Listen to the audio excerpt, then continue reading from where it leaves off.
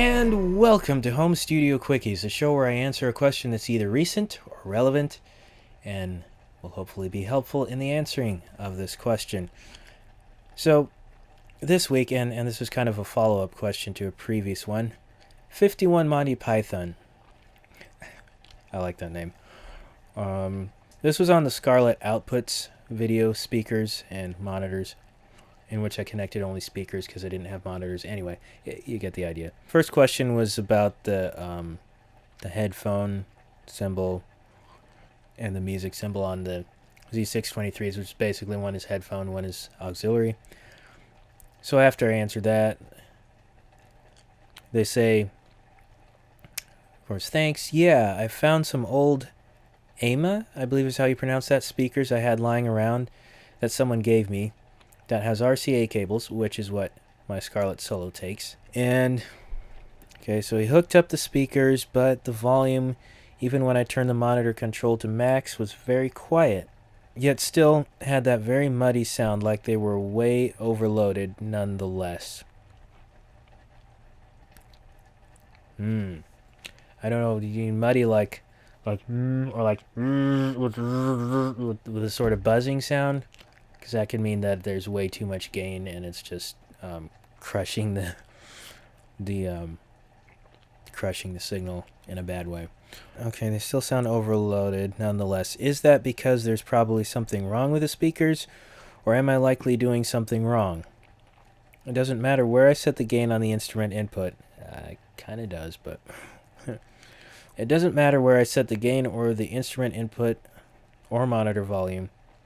On the instrument input or monitor volume, it still sounds like and hardly any volume. That's kind of a hard one. I mean, if you have the gain for the instrument input all the way up, that could be damaging for the sound. It would just be kind of, like I was demonstrating, the muffledness and then buzzing, and it'll just sound...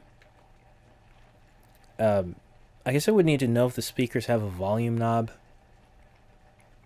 That could be something. They could very well be junk, but without knowing that other thing, if they have a volume knob which is also turned down, then it's still going to sound quiet no matter what you do. It will sound distorted, but just, quietly distorted.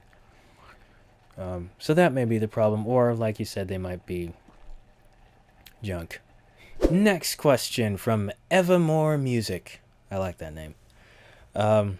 Also on the Scarlett Outputs video.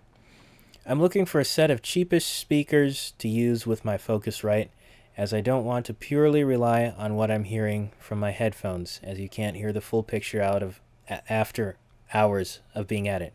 Very smart there. I have everything set up in terms of my Cubase and Focusrite. Would I simply be able to buy a speaker and plug it into the headphone part? This may be a silly question, as I don't know much about computers and that.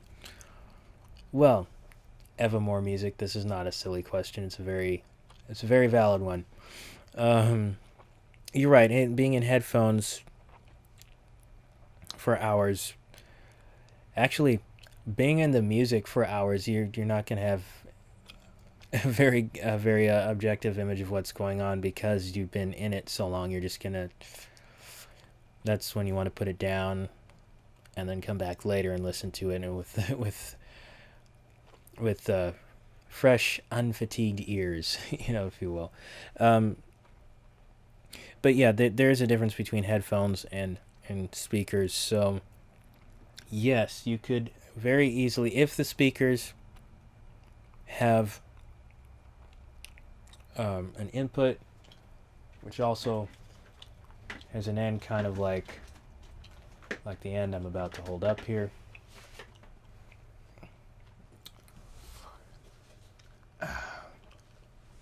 Like this. Let's get a close-up of that.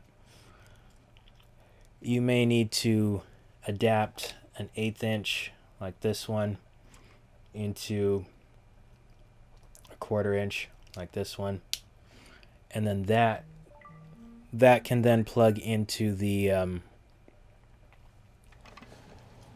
into the headphone input on the headphone output rather on the Scarlett, and then yes, you would be able to listen to it that way. That's a good first step. And I mixed a lot with my Z623 speakers in that way. So yes, you would absolutely be able to plug in your speakers to the Scarlett and hear what you're working on that way.